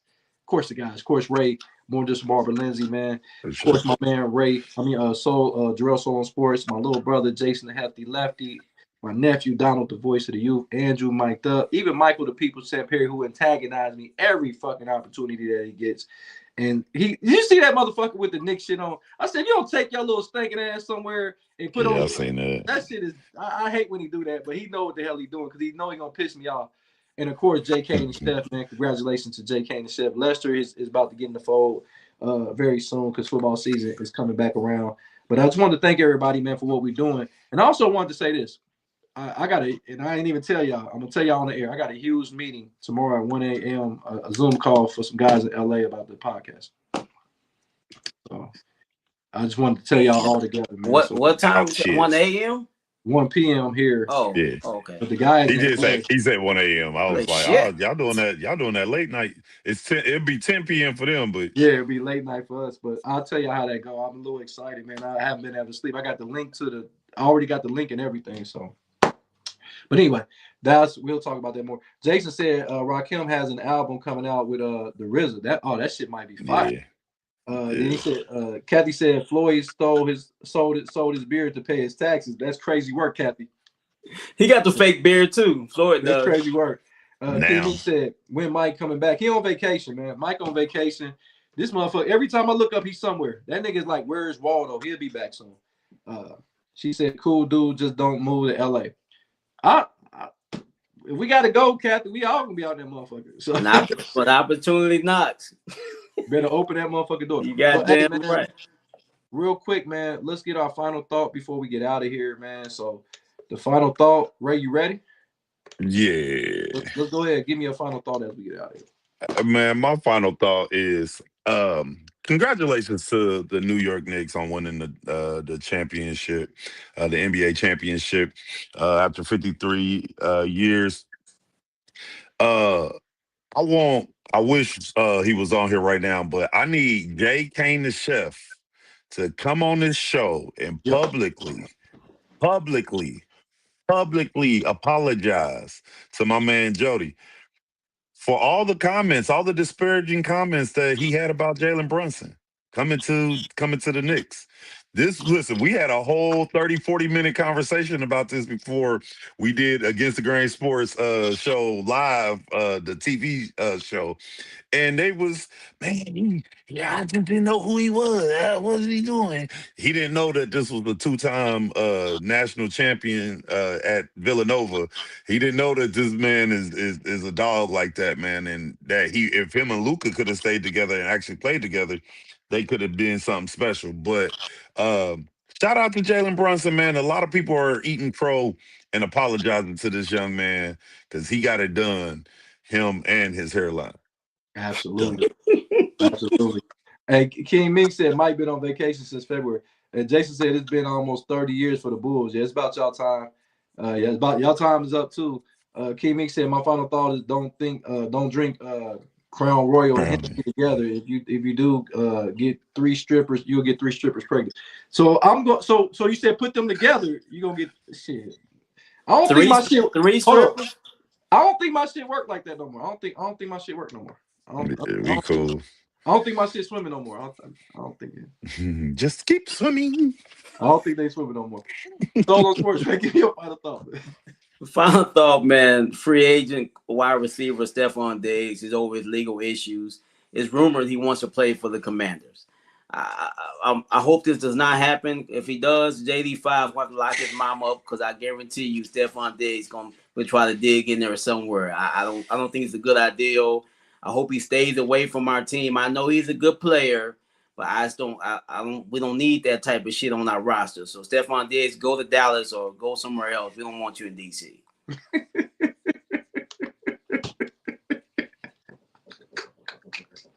You think he gonna knock off his mama? He gonna try. That's crazy. Hey, I wouldn't put it past her. Shit, she nice. Jason said, "Where are the GM who drafted Luka and Brunson?" He drafted both of them in the same year. He drafted both of them in the same. Oh wow. My final thought is this, guys. I was watching the NBA Finals, and they had Draymond Green as a commentator. I seen him commentate, and him and Barkley have had a checkered history. They always battling about whose career was better. Talking about was Barkley's career. We all know Barkley was a better player than Draymond, but Draymond's resume is way better than Charles Barkley. So it's like, but this is my issue. It wasn't them per se. I don't know if I agree with current players commentating unless it's on their own podcast. I don't think that it's fair that you got current players talking and discussing actual players like it's their job. Let those guys play their whole career out. If they want to talk on the sidebar on their podcast, like Jaylen Brown and guys at that level, Paul George was one of the first people to do it. But I don't think that current players should be speaking on guys that's playing now. If you're playing now, I don't think you should be speaking on players now because you're getting inside information that the media would get that I don't think should be privy to actual players that got to play against these guys. So that's just my opinion. Draymond Green, he has a bright career when it comes to podcasts. And once his career is over, I think he's going to have a fantastic post-career when it comes to his podcast. But I don't think that he should be, especially on the finals, when you need to be figuring out if you're going to be a Golden State Warrior at the end of the year. But that's just my opinion, guys. That's my final thought. Hey, Joe, I agree with that. Do you not like Jameis Winston when they had him in the studio at the end when his team was living? I think he was in the studio during the playoffs last year. So you didn't like that either? I don't like any current players unless you're on your own platform, because nobody could tell Michael Parsons or anybody got their own platform. I can't tell you what to say over there, but to actually be on CBS or some of the teams and giving your opinion on CBS or Fox Sports or NBA or ESPN, and I think you could be a guest maybe, but not actually on the NBA Finals. I didn't like that. He was on every game. Yeah. No, he won. I think the first couple games he wasn't there. I didn't think he got there until he went to New York. I think, if I'm not mistaken. I could be wrong, but yeah, I could don't watch be too much of that pregame stuff. I watch some of it, not too much. Hey, Jason said Sonny too. Talking about Sonny Styles' mom must look good. He said although Big Zoe might break Stephon Diggs in half. Hey, Jason, send me a picture of Sonny Styles' mom. And then now you gonna make me look it up. Yeah, I want to see that. King Ming said Diggs going to be Jalen Daniels stepdad, and he said Draymond looks like he sing the blues and R&B in nightclubs with a hole in the wall clubs. I like Draymond. Draymond keeps it funky. He keeps it clean. He keeps it honest. But I don't like it, right? I don't. Yeah, I don't necessarily care for it either because CJ McCullough was doing it. He was on First Take a few times. During the season. The only time that I thought was cool was when Jameis Winston didn't have a team. He was still a current NFL player, but he didn't have a team at the time, and he was going around the Super Bowl. He was doing the interviews. I thought that was pretty dope, but I mean, he wasn't on no major, network or whatever. But yeah, I agree with you, Jody. Did you see that Jameis Winston and Rob Gronkowski has a soccer show on Tubi? I'm dead serious. They got a soccer show on Tubi. You've been finding a bunch of stuff on Tubi. What's it called? Ebony and Ivory. What's it called? I can't remember what it was called, but it's crazy because Jameis Winston. Do y'all remember the first game of the baseball season when the Yankees had played the Giants? Jameis Winston was interviewing people at the game, at the opener, the baseball opener. Oh yeah, he be doing that though. I think he just do that on his own. He just pull up on people and just start doing it.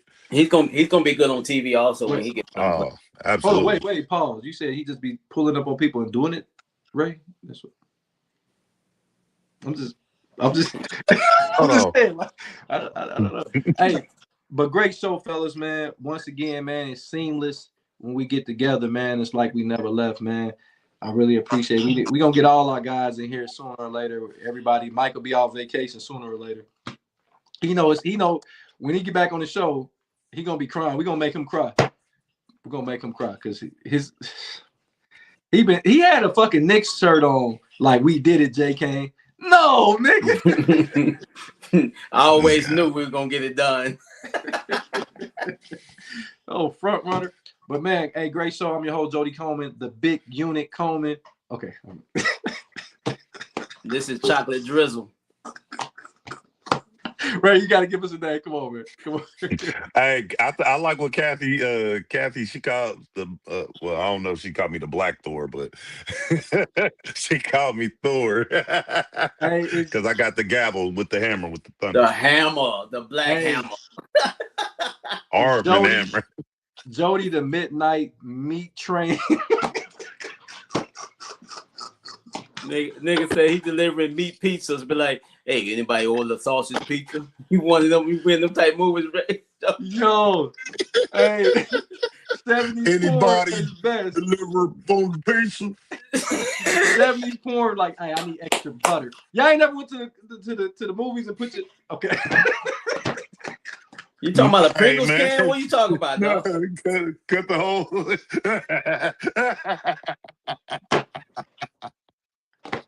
All right, man. I'm sorry. What's your bill called that? He said, "Look, this another hookup of something history, hookup history or something." Yeah. Hey, man, that is hilarious. Hey, right before I go, man, I watch a lot of TikTok, man. It's one. If y'all watch TikTok, it's a guy on TikTok right now. His skit, his name is Kobe Jack. That's the skit. Okay. And the shit is fucking hilarious. So he always repeat. He always talking about he sees his high school sweetheart or his high school crush with another guy. He repeats everything. He said, "You said back the fuck up because my breath smell like shit." What's his name? Kobe Jack? His name is Kobe Jack, and it's fucking hilarious. Big shout out to that guy, man. He's out of Atlanta, Georgia, man. He got a lot of funny stuff over there. But once again, man, it's Jody Coleman of Against the Grain Sports Podcast Uncut.